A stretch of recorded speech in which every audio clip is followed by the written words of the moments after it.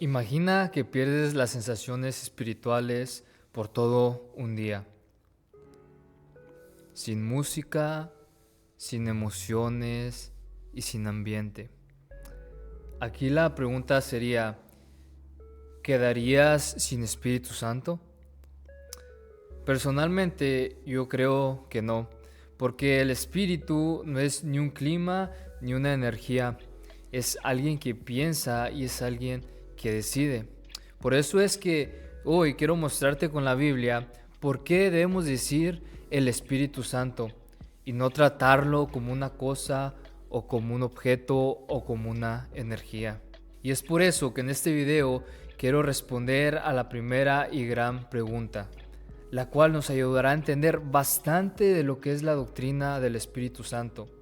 Y digo que nos ayudará a entender porque estaré subiendo muchos más videos sobre la doctrina del Espíritu Santo. Por eso es que te quiero invitar a que te suscribas a este canal para que estés atento a todos los demás videos que vienen sobre la doctrina del Espíritu Santo.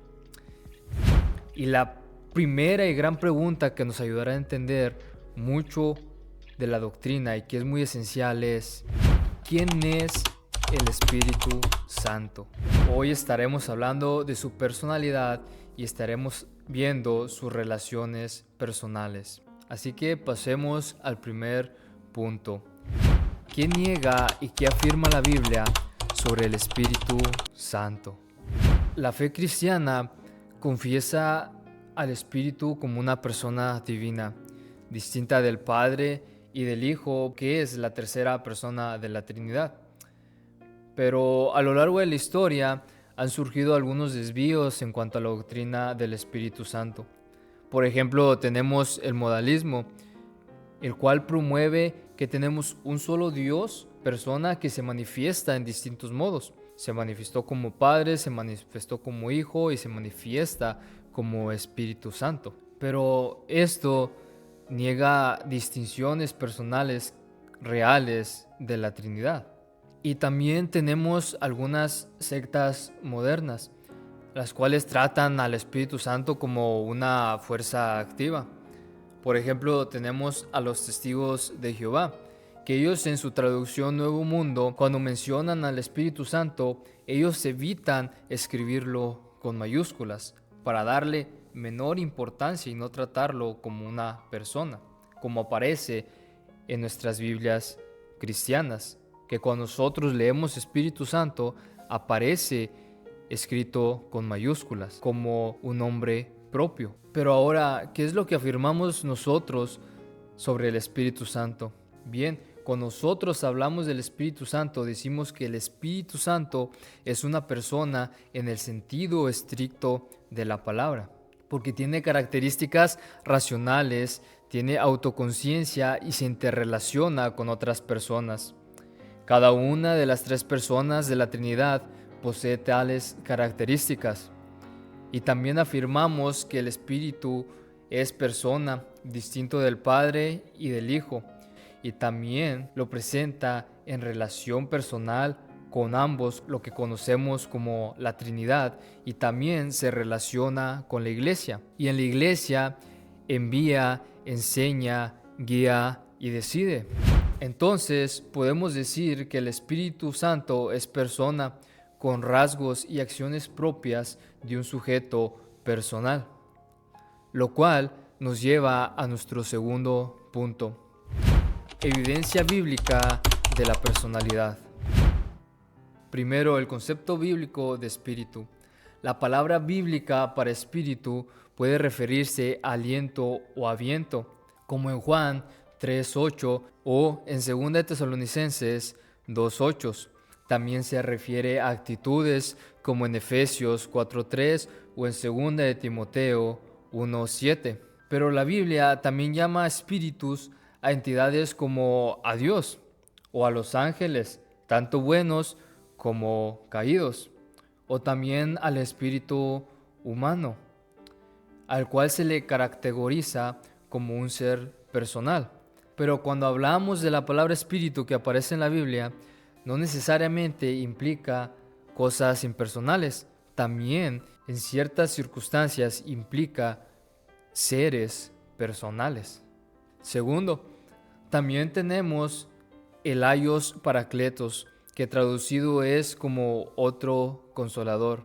Y en el Evangelio de Juan, capítulo 14, versículo del 16 al 26, Jesús promete otro consolador, que es el Aios Paracletos. Paracletos se refiere a alguien que también puede ser traducido como ayudador, abogado o consejero. Y esta palabra no se refiere a nada o a algo. Aios significa otro del mismo tipo, a diferencia de la otra palabra en griego que es heteros, que esta también se traduce como otro, pero es otro de distinto tipo. Jesús prometió otro como él mismo, no otro diferente. Por eso es que utiliza aios paracletos. Si el reemplazo que Jesús prometió fuera impersonal, sería un consuelo, no un consolador igual a él.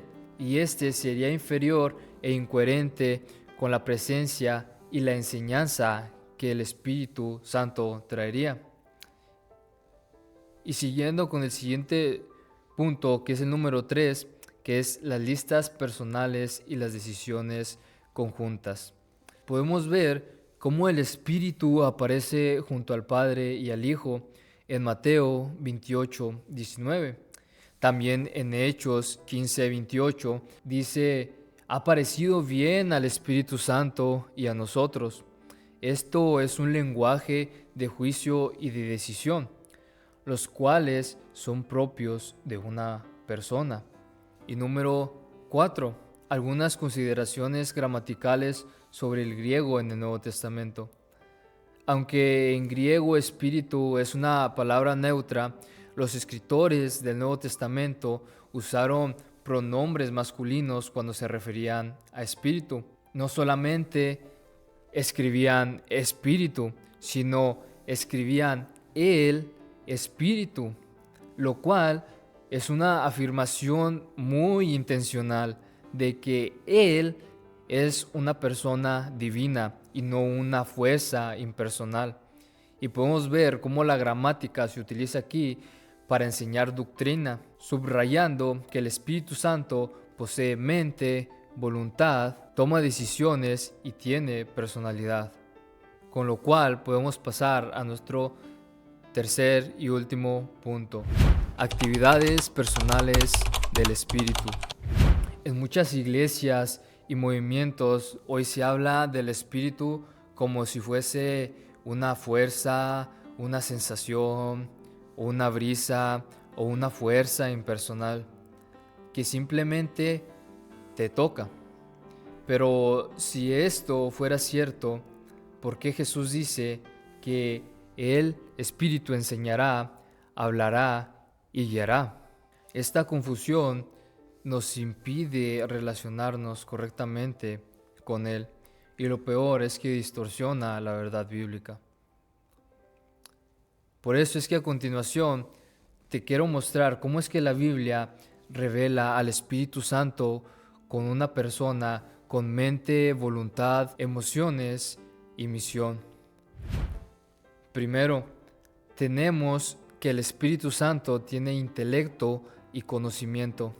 Conoce los pensamientos de Dios, dice 1 Corintios 2:11. El sentir del Espíritu, dice Romanos 8:27. Además, convence moralmente al mundo de pecado, justicia y juicio. Juan 16:8. Segundo, el Espíritu Santo tiene voluntad y decisiones. Ha parecido bien al Espíritu Santo, dice Hechos 15:28. También vemos que Él dirige rutas misioneras en Hechos 16, del 6 al 7.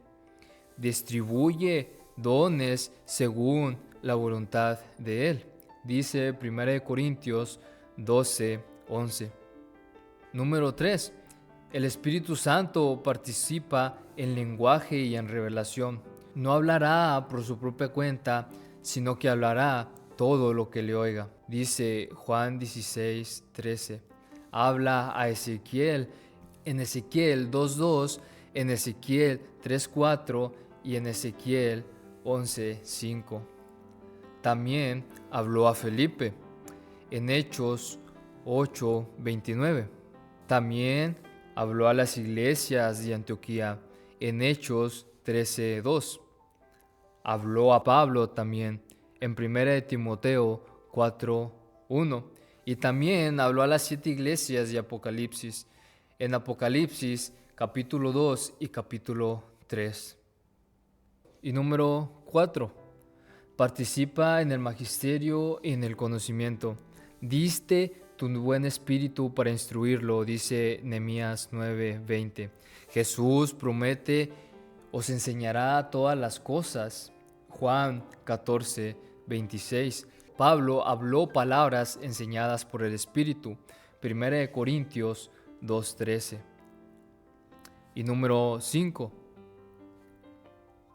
El Espíritu Santo tiene afecto y susceptibilidad moral. El amor del Espíritu, dice Romanos 10:30, puede entristecerse, dice Isaías 63:10 y Efesios 4:30. Puede ser mentido también, dice Hechos 5:3.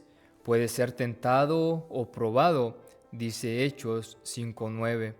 Incluso puede ser blasfemado, dice Mateo 12:31. Así que podemos ver que solo una persona puede amar, puede dolerse y puede ser objeto de agresivos morales. La suma de estas actividades constituye un relato bíblico e inequívoco de personalidad. El espíritu no es fuerza ni influencia, sino es alguien que piensa, alguien que habla, alguien que decide, alguien que ama y alguien que responde. Y pueden surgir algunas objeciones al respecto. Por ejemplo, la palabra espíritu suena impersonal. Y sí, la palabra usa espíritu en sentidos diversos, pero describe al Espíritu Santo obrando con la iglesia y le atribuye conocimiento, voluntad, palabra y afecto, que eso es lenguaje personal. Otra objeción podría ser: solamente es poder de Dios. Pero el poder no delibera, no enseña, ni ama, como hemos visto en todos los pasajes, sino que hemos visto que el Espíritu toma decisiones, dirige, distribuye y habla. En síntesis, he demostrado que el Espíritu es persona, se distingue del Padre y del Hijo, conoce, quiere, habla, enseña y puede ser entristecido. Los textos bíblicos presentan acciones y rasgos personales. Nos hemos estado atendiendo solamente a las Escrituras como fuente suficiente y confiable, así que debemos llamarlo el Espíritu y no tratarlo como como si fuese un objeto o como si fuese una energía. Y con esta base hemos quedado listos para la segunda mitad, que es que el Espíritu, que además de persona, el Espíritu también es divino. Porque una cosa es ser persona y otra cosa es ser divino, porque los hombres son considerados como personas. Los ángeles buenos y los ángeles caídos también son considerados como seres personales. Pero no es lo mismo ser un ser personal que ser un ser personal divino. Porque los únicos seres personales y divinos es el Padre, el Hijo y el Espíritu Santo. Si este mensaje te ha resultado fiable y razonable por la evidencia bíblica, te invito a que te suscribas y compartas este video con alguien que pienses que le puede servir esta información. A alguien que está pensando de manera diferente sobre el Espíritu Santo. Quizás son personas que están en una secta o quizás son creyentes que tienen una perspectiva diferente o han tomado una corriente diferente sobre quién es el Espíritu Santo.